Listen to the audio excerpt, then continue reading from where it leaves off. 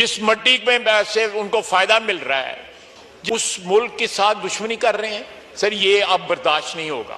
جواب دینا پڑے گا جو ان کو پناہ گاہیں میسر کرتے ہیں، چاہے وہ ہماری سرزمین پہ ہیں یا وہ افغانستان کی سرزمین کے اوپر ہیں.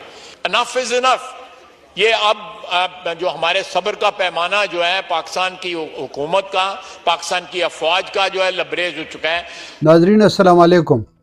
پختونخوا ٹائمز کے اس ویلاگ میں ہم آپ کو بتاتے ہیں کہ کل رات پاکستان نے مبینہ طور پر افغانستان کے اندر ڈرون کی مدد سے میزائل حملے کیے ہیں. ان حملوں کے بارے میں حکومت پاکستان کی جانب سے ابھی تک تو کوئی باضابطہ بیان جاری نہیں ہوا ہے. البتہ حکومت کے قریبی حلقے اور ذرائع ابلاغ میں ان حملوں کے بارے میں بہت زیادہ خبریں آن ایئر ہے. بتایا جاتا ہے کابل سے جو اطلاعات ہیں تو اس کے مطابق عبدالحق چوک جو کابل شہر کی وسط پہ ایک علاقہ ہے، وہاں پر ایک ہوٹل کے ساتھ گزرنے والے ایک گاڑی ویگو گاڑی کو میزائل سے نشانہ بنایا گیا. میزائل کے حملے میں گاڑی کو تو شدید نقصان پہنچا ہے اور یہاں پاکستانی سرکل کا کہنا ہے کہ یہ حملہ کالعدم شدت پسند تنظیم تحریک طالبان پاکستان کے سربراہ مفتی نور ولی محسود کے خلاف کیا گیا ہے. کابل میں بھی لوگ ہیں، انہوں نے کنفرم کیا ہے کہ ہاں حملہ ہوا ہے، اور ایک پاکستانی شہری جو کابل میں رہائش پذیر ہے اس نے کا کہنا ہے کہ دھماکے بہت شدید نوعیت کے تھے اور پورے شہر میں سنائی گئی ہے. کابل سے ایک اور افغان باشندے نے بھی اس کی اطلاع دی ہے. امارت اسلامی کے ترجمان ذبیح اللہ مجاہد نے بھی تصدیق کی ہے اور کہا ہے کہ اس کی تحقیقات کی جا رہی ہے. ابھی تک کسی بھی ذرائع نے اس حملے میں مفتی نور ولی محسود کی ہلاکت یا زخمی ہونے کی تصدیق نہیں کی ہے، جبکہ کالعدم شدت پسند تنظیم تحریک طالبان سے منسلک عہدیداروں نے ایک آڈیو میسج جاری کیا ہے جس میں انہوں نے بھی تصدیق کی ہے کہ حملے ہوئے ہیں، مگر ان کا دعویٰ ہے کہ ان کی لیڈرشپ ان حملوں میں مکمل طور پر محفوظ ہے. کابل کے علاوہ پکتیکا کے علاقے بیرمل میں وہاں پر ایک بازار میں بھی اسی قسم کا میزائل حملہ ہوا ہے. طلوع ٹیلی ویژن کا کہنا ہے کہ اس حملے کے نتیجے میں کسی قسم کا جانی نقصان نہیں ہوا ہے. البتہ اس حملے میں وہاں کے بازار میں 10 دکانیں جو ہے یہ تباہ ہوئی ہے. اس بازار کو مارغہ بازار کہتے ہیں.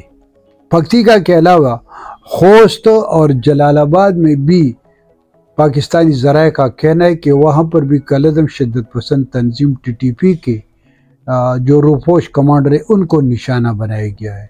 ان خوست اور جلال آباد کے قریب جو حملے ہوئے اس کے بارے میں ابھی تک کسی قسم کی اطلاعات نہیں ہے. ابھی تک پاکستان بالخصوص فوج کے شعبہ تعلقات عامہ نے اس قسم کا ان حملوں کے بارے میں کوئی بیان جاری نہیں کیا ہے. البتہ ان حملوں کے بعد کل رات گئے اطلاع دی گئی کہ آئی ایس پی آر کے ڈائریکٹر جنرل صاحب آج جمعے کو 2:30 بجے پشاور ہی میں پریس کانفرنس سے خطاب کریں گے. تو ابھی تک تو اس پریس کانفرنس کے بارے میں کچھ کہنا قبل از وقت ہے، مگر کہا جاتا ہے کہ اس پریس کانفرنس میں ان حملوں کے بارے میں تفصیلات ذرائع ابلاغ کے ساتھ شیئر کی جائے گی. ناظرین آپ کو بتاتا چلوں کہ 1-2 روز قبل پاکستان کے وزیر دفاع خواجہ محمد آصف نے اسمبلی میں ایک تیز تقریر کی تھی. اس میں انہوں نے کہا تھا کہ پاکستان میں جتنے بھی حملے کیے جا رہے ہیں، جتنی بھی دہشت گردانہ سرگرمیاں ہیں، تو یہ تمام ٹی ٹی پی والے کر رہے ہیں اور افغان حکومت ان کی حمایت حاصل ہے. ٹی ٹی پی والوں کو افغان حکومت کی حمایت حاصل ہے. اگر آپ کو یاد ہو تو چند روز قبل روس میں جو کانفرنس ہوا تھا اسی میں بھی پاکستان نے افغانستان پر الزام لگایا تھا جبکہ امیر خان متقی نے اس الزام کی تردید کی تھی۔ یہ حملے ایک ایسے وقت ہوئے ہیں جب افغانستان کا وزیر خارجہ امیر خان متقی انڈیا کے دورے پر ہیں، اور حکومت پاکستان اور پاکستانی ریاستی ادارے پچھلے کئی مہینوں سے پاکستان میں جتنی بھی دہشت گردانہ کارروائیاں ہو رہی ہے، چاہے وہ خیبر پختونخوا میں ہے یا بلوچستان میں ہے، تو اس کا الزام وہ ہندوستان پر لگواتے ہیں۔ اب بھی جو پاکستانی ذرائع ہیں ان کا کہنا ہے کہ کابل میں ہندوستان کی ساتھ کام کرنے والے یا ہندوستان کی ایما پر پاکستان میں دہشت گردی کرنے والے ہیں، ان کو نشانہ بنایا گیا ہے۔ سوال یہ پیدا ہوتا ہے کہ افغانستان کی کوئی سرحد ہندوستان سے نہیں ملتی، جبکہ پاکستان اور افغانستان کے درمیان ڈیورنڈ لینڈ یا پاک افغان بارڈر پر پہلے سے فینسنگ ہوئی ہے، خاردار باڑ لگایا گیا ہے، اور اس خاردار باڑ لگانے کا مقصد یہ تھا کہ دونوں ممالک کے درمیان غیر قانونی طور پر آمد و رفت کا سلسلہ روک دیا جائے، پاکستان سے افغانستان کی جانب سے جو دراندازی ہے دہشت گردوں کا، یہ روک دیا جائے۔ تو اب یہ خاردار تار بھی ہوا ہے، مکمل ہوا ہے، اس کے باوجود اگر یہ دہشت گرد آتے ہیں تو یہ کس کی کمزوری ہے؟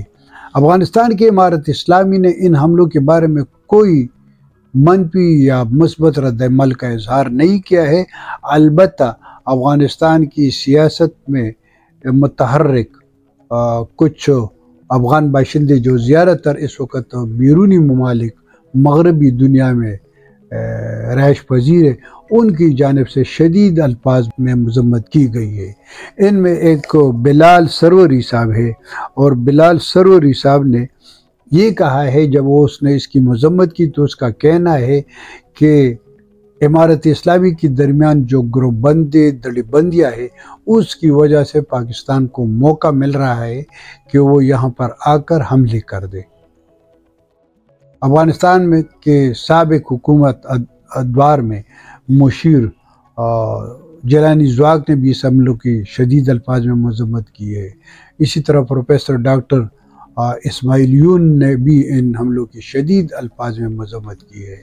ایک اور افغان سیاسی کارکن، اس نے ابھی ٹیلی فون پر بتایا کہ ان حملوں سے دہشت گردی کا خاتمہ تو مشکل ہے، البتہ اس سے پاکستان کے خلاف افغانستان میں نفرت بہت زیادہ ہوتا جا رہا ہے۔ ناظرین، پاکستان اور افغانستان کے درمیان جو معاملات ہیں یہ سیاسی نوعیت کے ہیں، اور سیاسی نوعیت کے جو مسائل ہیں وہ بات چیت اور سیاسی طور طریقوں سے بآسانی حل ہو سکتے ہیں۔ کسی بھی طور پر دونوں ممالک کے درمیان جنگ کا فائدہ کسی کو بھی نہیں ہے، بالخصوص اس سے دونوں ممالک کے عوام جو ہے ان کو نقصان پہنچتا ہے۔ ناظرین، ہمارے ساتھ جڑے رہیے۔